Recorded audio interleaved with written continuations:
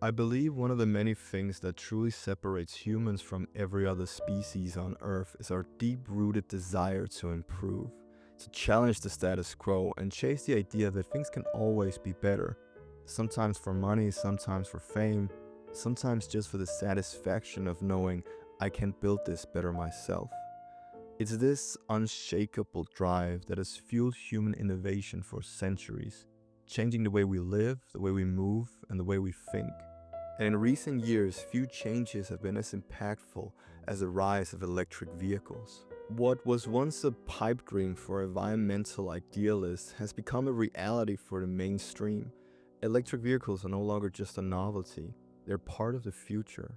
And while the movement has many contributors, it's hard to argue that Tesla was the company that initially sparked the global shift. You can say what you want about its CEO, but there's no denying that Tesla made electric cars cool, fast, and most importantly, viable. But where there's success, there's always someone who wants to follow. That's where Lordstown Motors comes in, a company that looked at Tesla's impact and said, we can do that, but with trucks. Their initial goal? To disrupt the pickup truck market with a new kind of electric vehicle, one that was rugged, all electric, and most importantly, American made. It was bold and exciting and could have been the beginning of a great story, but this isn't a story about victory.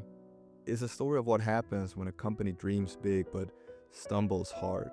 This is the story of Lordstown Motors and how a company that aimed to build the world's best electric pickup truck instead drove their dreams straight into a wall.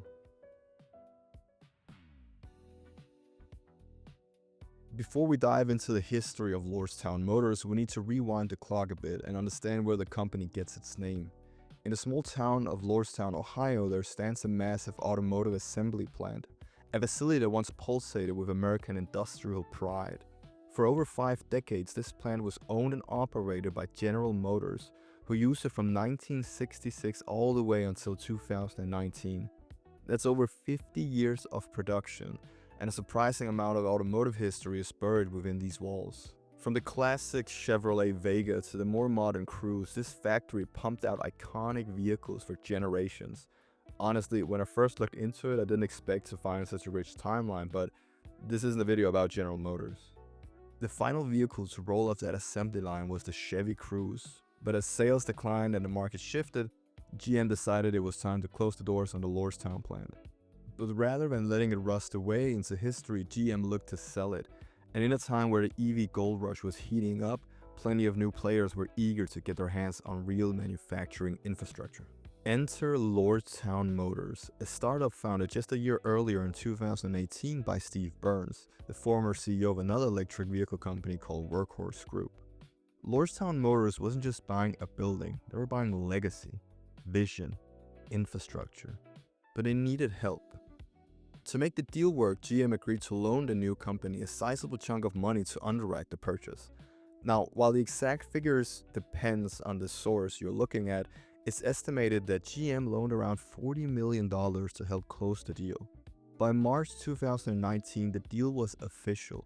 Lordstown Motors now owned one of America's most historic auto plants. And with it, they began taking their first ambitious steps towards creating the electric pickup truck that would revolutionize the industry. They called it the Lordstown Endurance.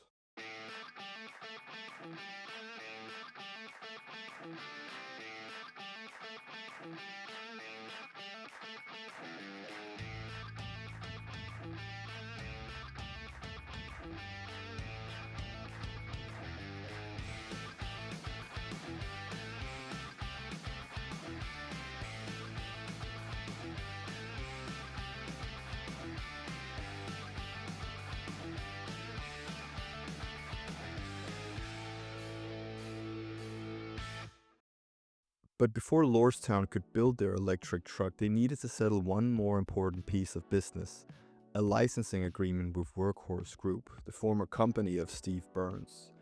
You see, much of the early design and intellectual property for what would become the Endurance actually came from Workhorse, so Lordstown had to strike a deal to acquire the necessary IP rights. Now, on the surface, that's not an unusual agreement. I mean, startups often license technology while building their own infrastructure. But with the benefit of hindsight, this was a bit of a red flag.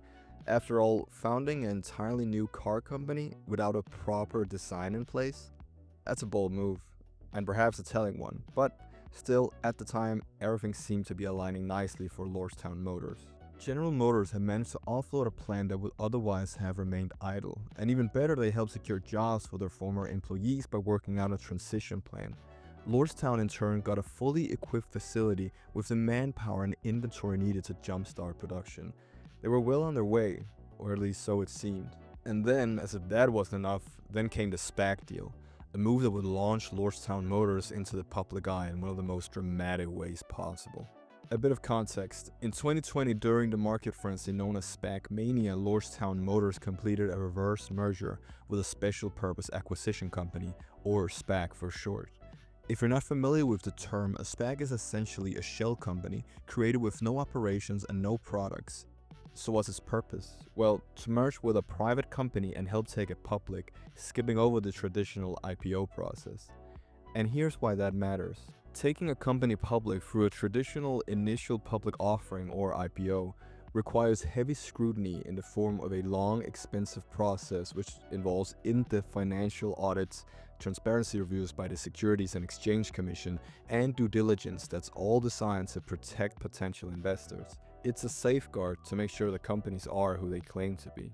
But with a SPAC, you skip most of that, since the SPAC itself is already a public listed entity and essentially empty. So once it merges with a private company, that private company becomes a publicly listed company without the same level of scrutiny. That is why we in 2020 saw a massive wave of SPAC deals. Investors were flush with cash, the market was hot, and for startups burning through money, this was a shortcut to the capital markets. A way to raise huge amounts of funding, fast.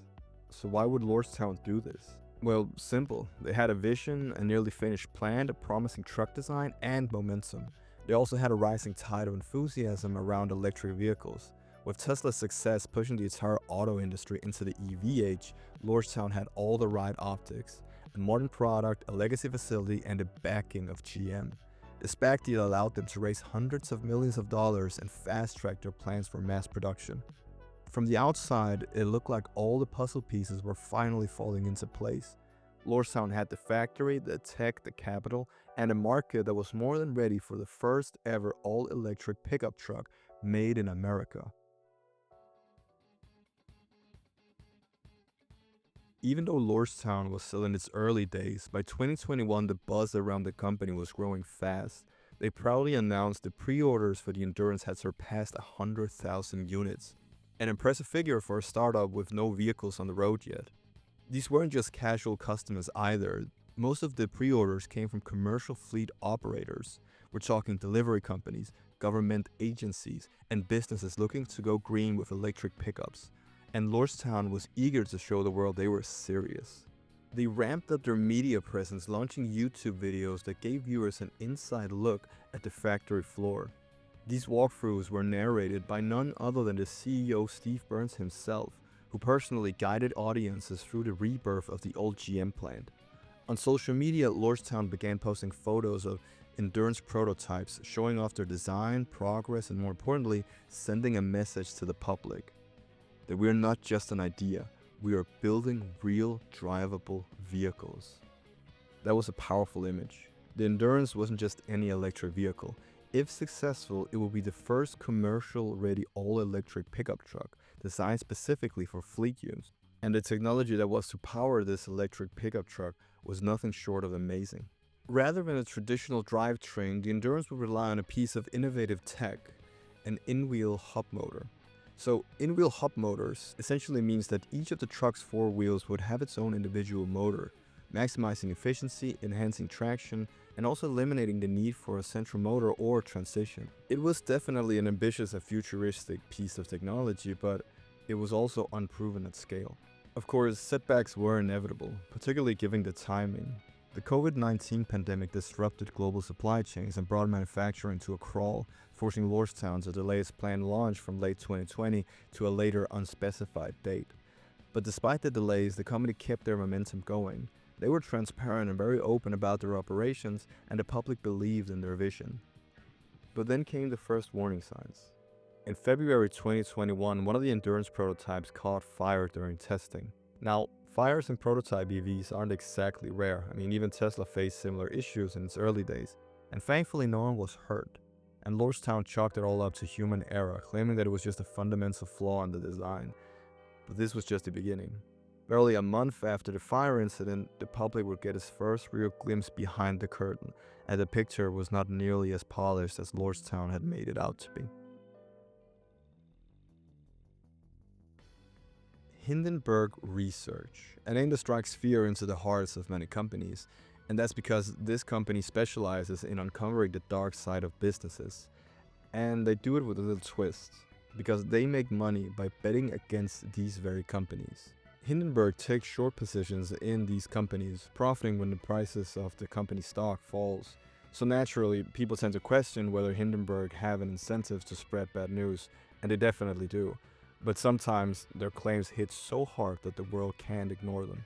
So what was Hindenburg saying about Lordstown? Well, in their report, Hindenburg stated Lordstown's so-called pre-orders for their endurance truck were allegedly fake.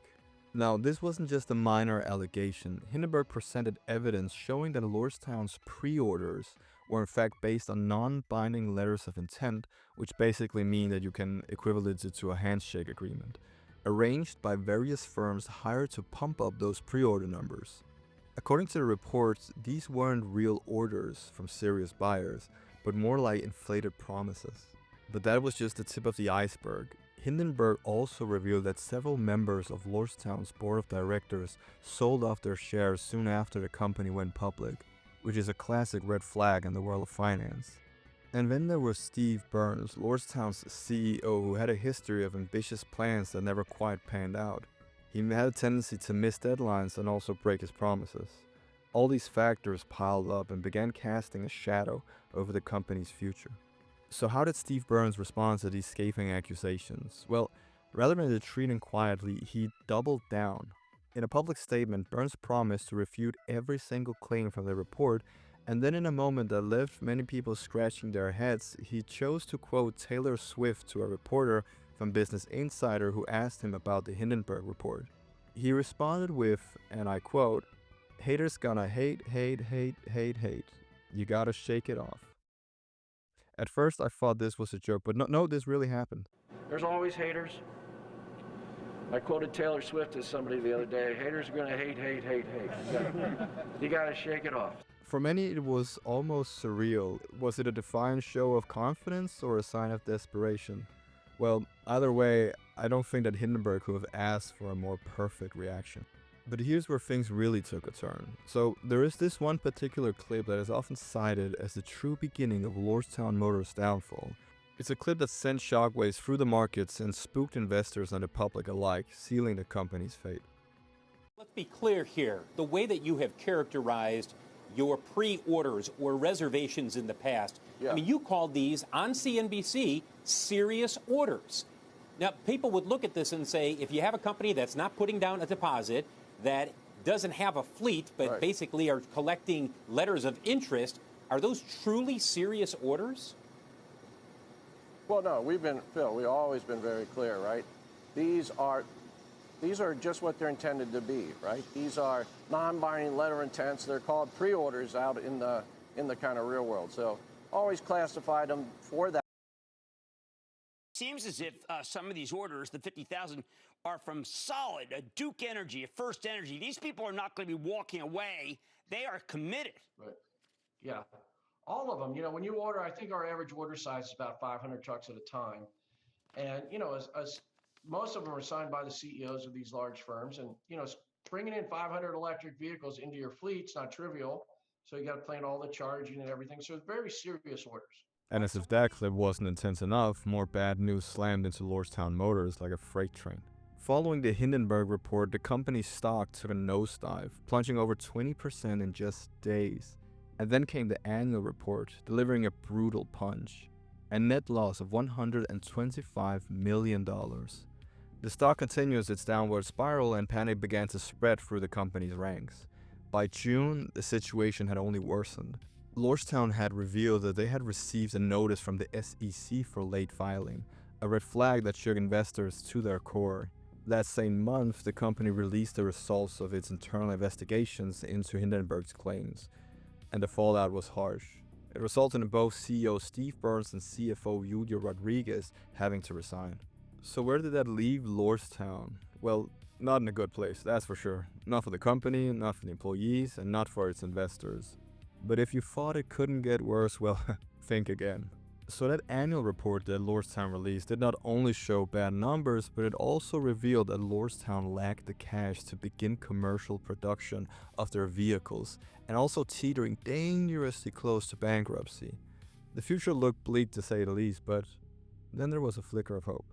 In October 2021, automobile industry veteran Daniel Ninivaghi stepped in as the new CEO for Lordstown, and with him came a game-changing $230 million deal that entails selling the Lordstown factory plant to Foxconn, the electronics manufacturing giant best known for producing Apple's iPhones. Foxconn's partnership promised a lifeline. They would take over the factory, handle assembly of the Endurance pickup truck, and also use the facility to produce the Fisker Pier, which is another electric vehicle.